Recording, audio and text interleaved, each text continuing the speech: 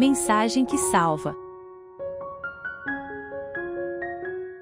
Tendo-se retirado os mensageiros, passou Jesus a dizer ao povo a respeito de João: Que saístes a ver no deserto? Um caniço agitado pelo vento? Que saístes a ver? Um homem vestido de roupas finas? Os que se vestem bem e vivem no luxo assistem nos palácios dos reis. Sim, que saístes a ver? Um profeta? Sim, eu vos digo, e muito mais que profeta. Este é aquele de quem está escrito: Eis aí envio diante da tua face o meu mensageiro, o qual preparará o teu caminho diante de ti. E eu vos digo, entre os nascidos de mulher, ninguém é maior do que João. Mas o menor no reino de Deus é maior do que ele. Todo o povo que o ouviu, e até os publicanos, reconheceram a justiça de Deus, tendo sido batizados com o batismo de João. Mas os fariseus e os intérpretes da lei rejeitaram quanto a si mesmos o desígnio de Deus, não tendo sido batizados por ele. Juntos. Aqui, pois, compararei os homens da presente geração, e a que são eles semelhantes? São semelhantes a meninos que, sentados na praça, gritam uns para os outros: Nós vos tocamos flauta e não dançastes. Entoamos lamentações e não chorastes. Pois veio João Batista, não comendo pão, nem bebendo vinho, e dizeis: tem demônio.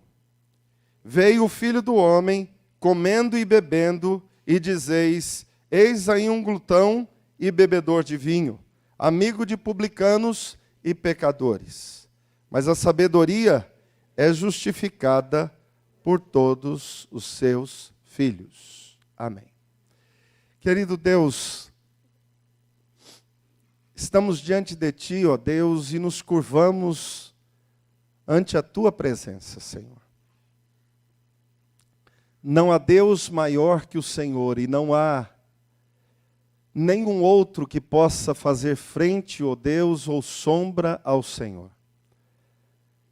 Todos os deuses dos homens não passam de barro, de projeções, não passam de ações humanas causadas e suscitadas por causa do pecado no próprio coração.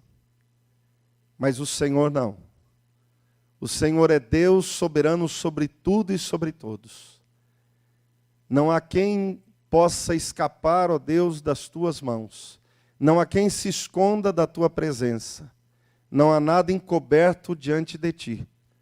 Tu conheces não somente as coisas que aí estão, mas tu sondas e conheces os desígnios do coração. Tu sabes, ó Deus, a vida de cada um de nós. E ao Senhor seja dada toda a honra e toda a glória. Nós assim bendizemos-te, ó Deus, nos lançando diante de ti, ó Pai, desejosos e buscando, Senhor, de ti ouvir a voz, que nos fala o coração, ó Deus, nos fala a alma, e nos traz, ó Deus, a direção certa para o caminhar. Ensina-nos, ó Deus, nessa noite, ensina-nos aqui, na Tua palavra, e repassa o nosso coração, ó Deus, porque Tu nos conheces e sabes, ó Deus, o que precisamos. Em nome de Jesus, todo louvor seja dado a Ti, e seja o Senhor, ó Deus, engrandecido desde agora e para sempre. Em nome de Jesus. Amém. Amém. Meus amados, como é sabido de todos, eu acredito, se não de todos, pelo menos a grande maioria, Lucas não foi o discípulo que andou junto com Jesus dentro do colégio apostólico. Lucas é o escritor, médico por profissão, mas aquele que foi ouvindo relatos do que havia acontecido, do que tinha acontecido no tempo em que Jesus andou junto aos homens, junto a todos que ali estavam, E ele então traz, dentro dessa compilação de relatos, o que ele viu ser mais importante, orientado e inspirado pelo Espírito Santo, e assim nós cremos. Mesmo não tendo sido Lucas um homem que viveu dentro do colégio apostólico, Lucas sempre mostrou, não somente nesse escrito, mas também em Atos, uma sensibilidade, uma capacidade muito grande como escritor de captar, de trazer para o texto os sentimentos, as atitudes, as reações que fazem parte do momento que estava sendo vivido. Nesse momento que, em especial, que nós estamos deparando aqui com o texto, desde o início do capítulo 7, há um relato de algumas curas que Jesus fez. A cura do servo do centurião, da viúva de Naim, e assim, Jesus fala do seu ministério e faz as coisas que são concernentes e pertencem ao seu ministério. Mas é interessante quando nós chegamos no versículo 24, porque parece que Jesus muda o assunto. E Jesus, na verdade, não está fugindo de nada, Jesus não está deixando de ensinar os homens e mostrar o reino dos céus. Pelo contrário, ele está justamente expondo o sentimento que ali estava, o coração daqueles que ali se encontravam, aquilo que permeava a mente daquelas pessoas, porque eles estavam em todo o tempo questionando na comparação de Jesus com João, dizendo: João é de Deus, Jesus não é de Deus. Outro grupo dizia: Jesus sim é de Deus, João não é de Deus. E um terceiro grupo diria: nenhum desses é de Deus, que era justamente os fariseus dentro da história.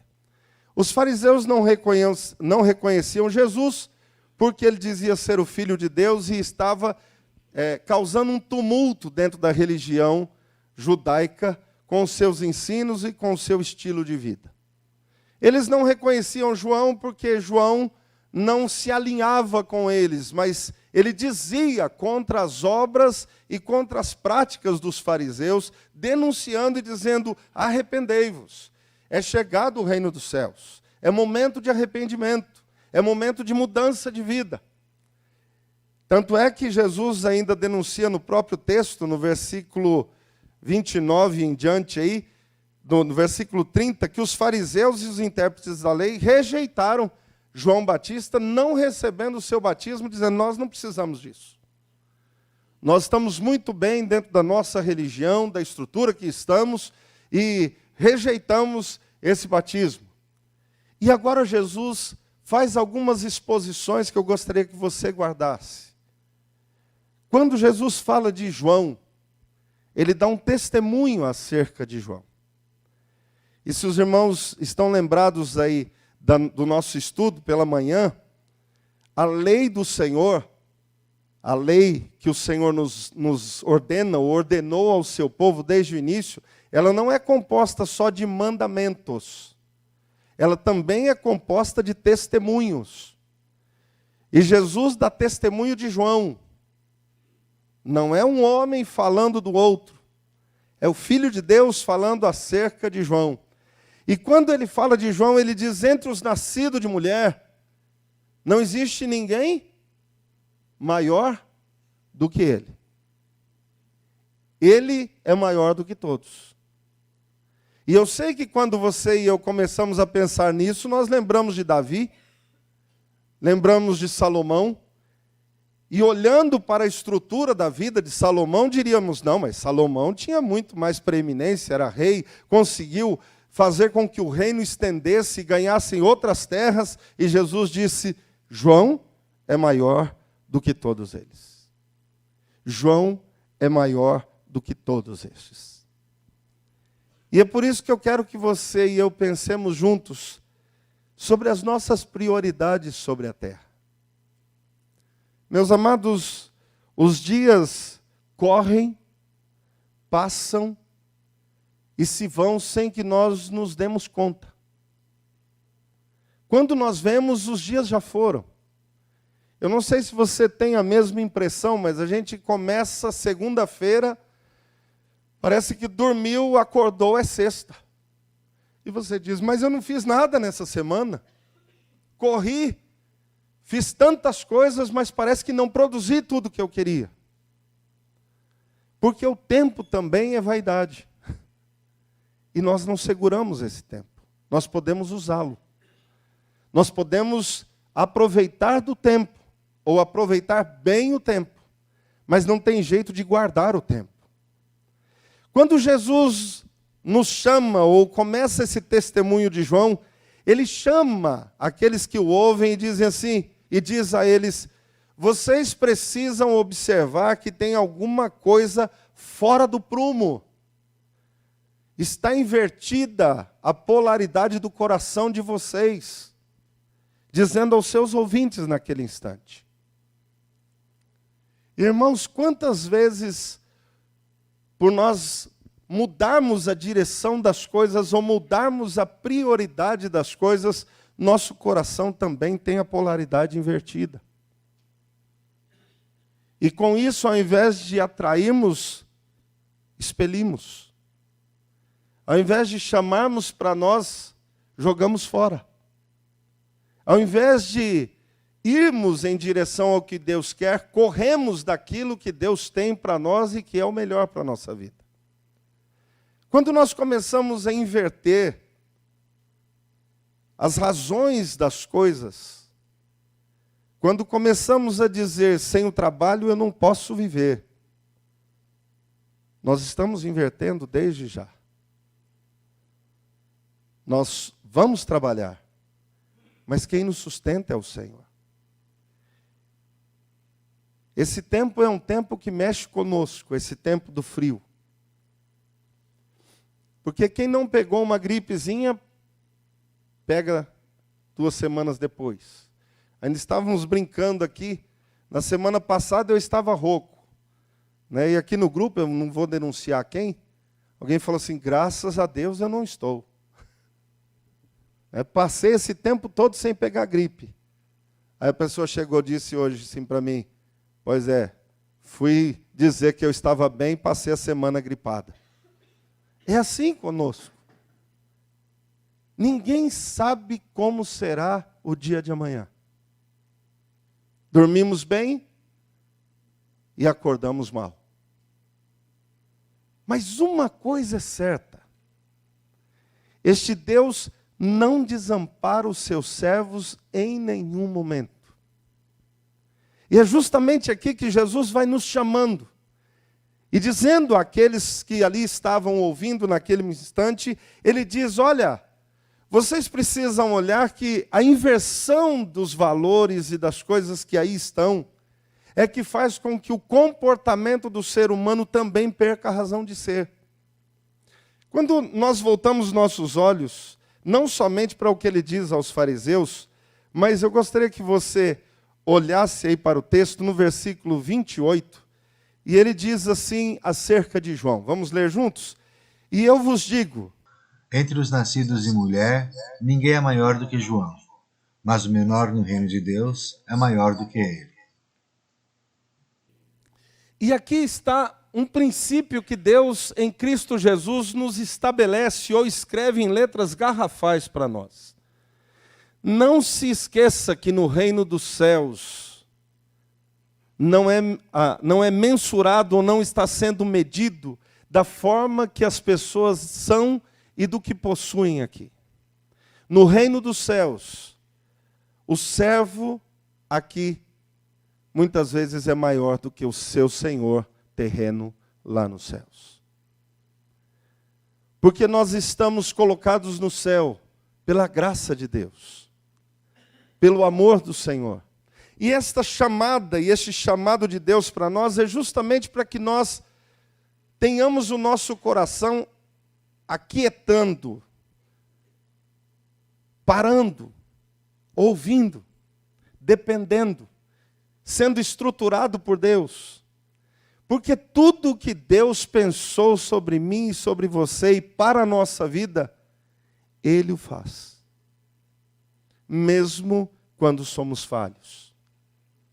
A Bíblia diz que se somos infiéis, Ele permanece fiel. Ele nos nega se nós o negamos. Mas a fidelidade de Deus permanece sobre nós. Nós confessamos Cristo, queridos. E se você tem certeza de ter Jesus como seu Senhor Salvador, você tem? Amém? Então você é grande no reino dos céus. Você tem nome no livro da vida. Quando nós falamos, você está salvo, parece que nós estamos dizendo assim, é uma conjuntura. Mas não é. Deus não tinha obrigação de nos salvar. Mas quando Ele olha para mim e para você, é como se Ele parasse todas as coisas, parasse o céu, a terra e todo o universo, e nos chamasse nas mãos dEle e dissesse, eu estou te ouvindo, eu estou te vendo. É com você que eu estou falando. Ele não nos conhece como um povo, Ele nos conhece pelo nome. Nós não somos um número para Deus, nós somos filhos amados do coração do Senhor. Nós temos um nome, o nome de Cristo sobre nós. Não ouça as cantigas e as lorotas do inferno, que diz, você está seguindo a igreja, você não está seguindo a igreja. Você segue a Cristo e participa com a igreja. Você não segue uma denominação, você está na denominação. Mas você é de Cristo. E este é o valor.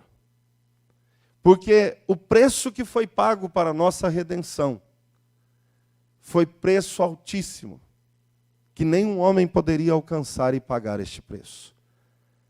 Mas Jesus, o Filho de Deus, se entrega por nós, para que nós tenhamos vida, e uma nova vida, no reino dos céus.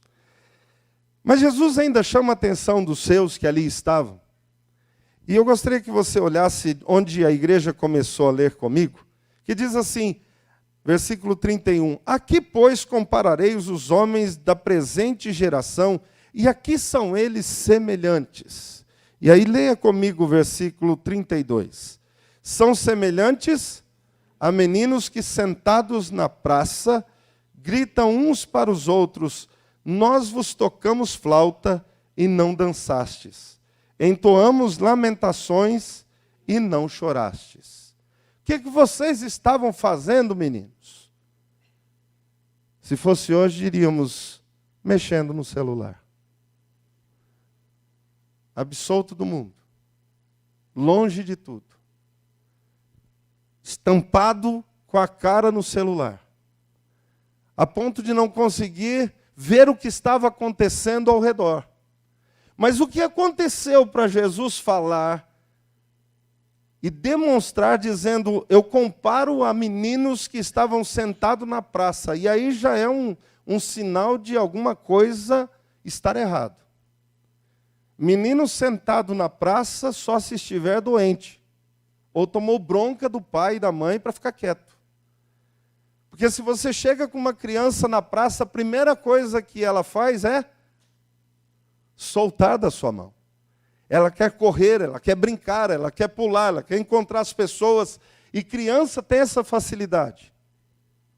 Alguns pais às vezes contam, olha, nós fomos para a praia e nosso filho não conhecia ninguém. Estava cheio de argentino na praia que fomos, e de repente os filhos dos brasileiros estão conversando com o filho dos argentinos, mas os pais não conseguem chegar. No entanto, a criança rapidamente já tem a sua amizade feita e começa a brincar, e um conversa com o outro. Como se entendem? Coisa de criança. Mas se entendem. Criança é solta, criança é livre. E essas crianças, quando Jesus faz a comparação, diz são semelhantes a crianças que estão sentadas na praça e não brincam. Então estão doentes. Mas ainda existe um sentido maior aqui dentro do texto, que diz, nós tocamos flauta e não dançastes, então não manifestastes alegria. Então se não está alegre, está o quê? Triste. Então nós fizemos o quê? Entoamos lamentações, e vocês também não choraram. São pessoas que se tornaram insensíveis. São pessoas que se tornaram incapazes de chorar com o outro e se alegrar com o outro, porque se tornaram ensimesmadas, voltadas para si. E quando Jesus chama a atenção, ele chama justamente para isso, dizendo, irmãos, cuidado, porque quando nós entesouramos, ou engrandecemos, ou fazemos para nós pedestais, estruturas, que nós dizemos, disso é que eu dependo, é assim que vou seguir, é nisso que confio, e estas coisas, o Senhor não é o centro, a tendência é a nossa queda, é o nosso distanciamento e o destempero da nossa alma.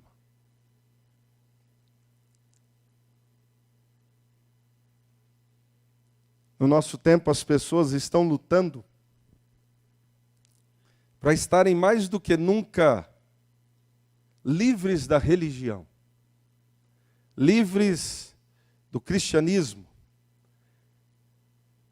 É uma tecla batida nesse tempo. Isso não é uma novidade.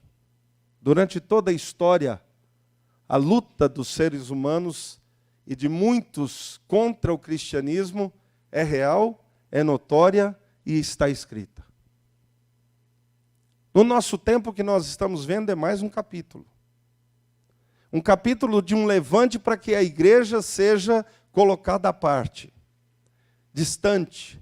E quanto mais se corre daquilo que Deus diz, Romanos capítulo 1 se cumpre, mais o homem adoece. Pior o homem fica. Mais insosso se torna. Mais sem gosto na vida. Porque está distante daquele que o criou. E busca se distanciar daquele que o conhece.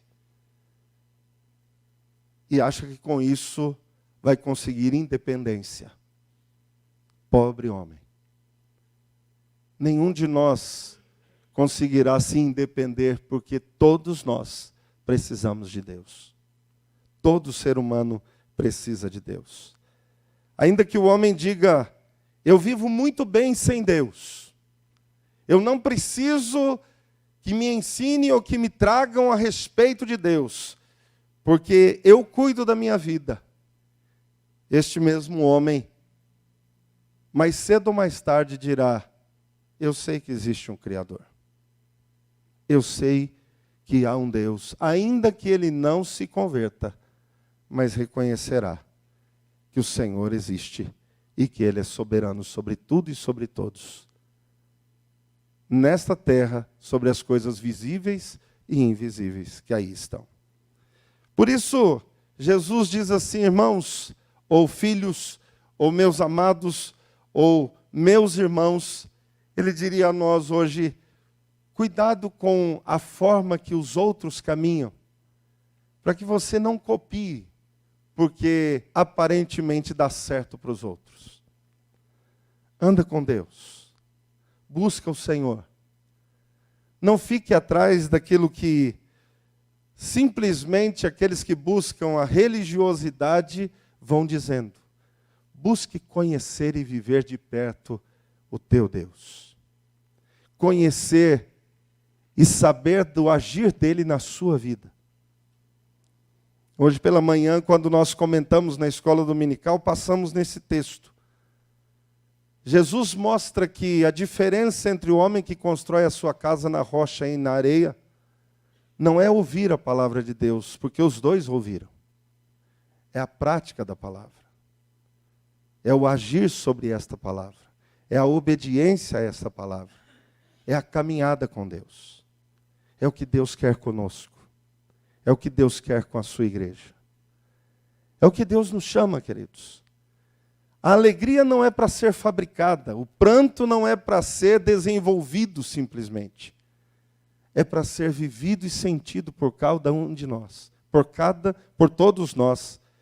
E por cada um desenvolvido na vida para a glória de Deus.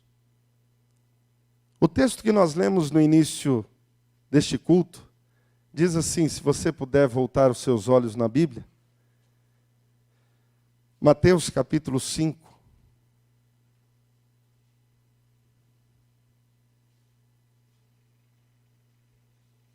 Encontrou? Amém? Diz que bem-aventurado, versículo 3, os humildes de espírito. Versículo 3, isso. Porque deles... E aí eu vou pedir que a igreja novamente repasse o texto comigo. Eu vou falar o que é qual é a bem-aventurança, e os irmãos dirão o resultado dessa bem-aventurança. Versículo 4. Bem-aventurados os que choram. Bem-aventurados os mansos. Bem-aventurados os que têm fome e sede de justiça. Bem-aventurados os misericordiosos. Bem-aventurados os limpos de coração. Bem-aventurados os pacificadores. Bem-aventurados os perseguidos por causa da justiça. Bem-aventurados sois quando por minha causa vos injuriarem e vos perseguirem.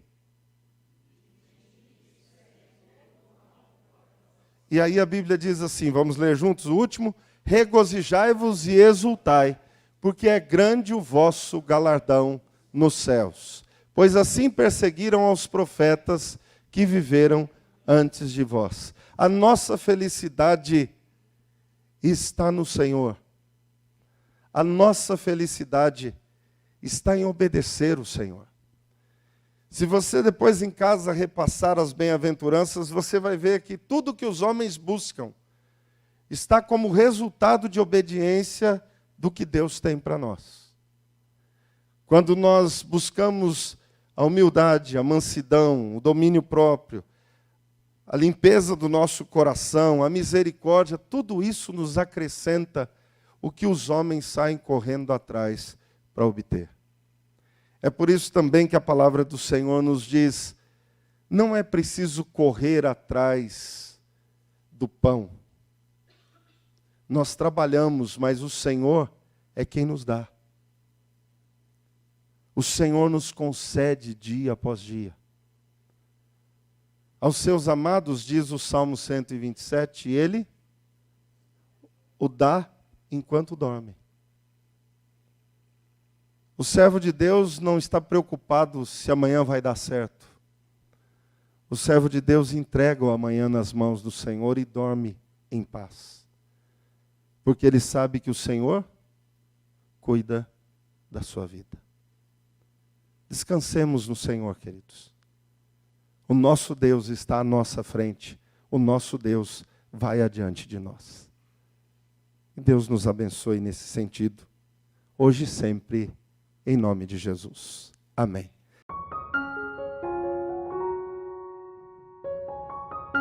Mensagem que salva.